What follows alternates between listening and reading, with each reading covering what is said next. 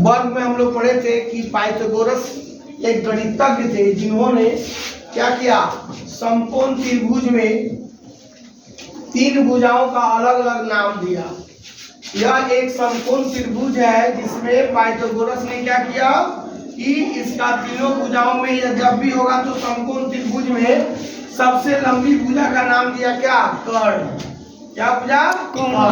और समकोण त्रिभुज की पहचान यही होती है कि एक जो कोण होता है वो क्या होता है, 90 डिग्री होता है। हम लोग पहले भी पढ़ चुके हैं कि जिस त्रिभुज के एक कोण समकोण होता है यानी 90 डिग्री होता है उसे क्या कहते हैं, हम क्या कहते हैं, समकोण त्रिभुज कहते हैं। और समकोण त्रिभुज में पाइथागोरस गणितज्ञ ने यह बताया कि इसमें जो सबसे बड़ी भुजा होती है वो कर्ण होती है और इस कर्ण का जो दो लेग होता है, क्या होता है, दो लेग होता है। एक को कहते हैं हम लंब, क्या कहते हैं, लंब कहते हैं, और दूसरे को कहते हैं आधार, है ना। इसको इंग्लिश में हम लोग बेस कहते हैं, इसलिए हम इसको बी से व्यक्त करते हैं, ठीक है ना। हाँ। और कर्ण को हम लोग क्या कहते हैं, हाइपोटेनियस, क्या कहते हैं, हाइपोटेनियस। हाइपोटेनियस को हम लोग एक्स से व्यक्त करते हैं। यह समकोण त्रिभुज की बड़ी भुजा होती है कि छोटी भुजा होती है, बड़ी।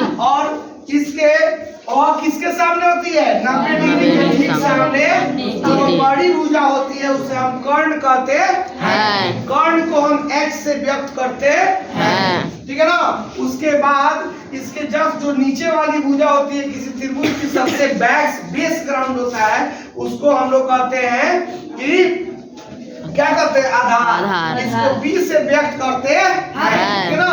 अब उसके बाद हम लोग क्या है, ये लंब है। लंब को हम लोग क्या कहते हैं, परपेंडिकुलर, जिसको हम लोग पी से व्यक्त करते हैं। तो इस तरह हम लोग पूर्व क्लास में हम लोग तीनों भुजाओं में हम लोग को दिया गया था कि एक त्रिभुज है, एक समकोण त्रिभुज है जिसमें एक भुजा 5 है, दूसरा 3 है और ये 4 है। तो क्या यह समकोण त्रिभुज है कि नहीं है? तो इसको प्रूव करने के लिए पाइथागोरस ने क्या किया, एक फॉर्मूला दिया जिसका बताया कि h² = p² + b²। h को हम लोग कर्ण स्क्वायर कहते हैं, ठीक है ना। और P को क्या कहते हैं, लंब स्क्वायर, और B को क्या कहते हैं, आधार स्क्वायर कहते हैं, ठीक है ना। इस तरह इस फॉर्मूले के तहत उन्होंने क्या किया कि अलग अलग संख्याओं को यहाँ पर डाला और डालकर उसका वर्ग किया। और उन्होंने ये बताया कि कर्ण का वर्ग लंब और आधार के वर्गों के योग के बराबर होता है। यदि किसी वर्ग में किसी समकोण त्रिभुज की जांच करनी हो तो हम लोग कर्ण का वर्ग बराबर होता है लंब और आधार के वर्ग के योग के बराबर। तो हम लोग यहाँ पर साबित करेंगे कि यह हमारा h है और ये हमारा b है और ये हमारा क्या हो गया, p है, और ABC एक क्या है, समकोण त्रिभुज है। अब हमारा कर्ण की जगह पर क्या है, तो 5² देंगे और लंब की जगह पर क्या देंगे, वो हमारा क्या हो जाएगा, 4² और आधार की जगह पर क्या करेंगे, 3² को हम स्क्वायर करेंगे।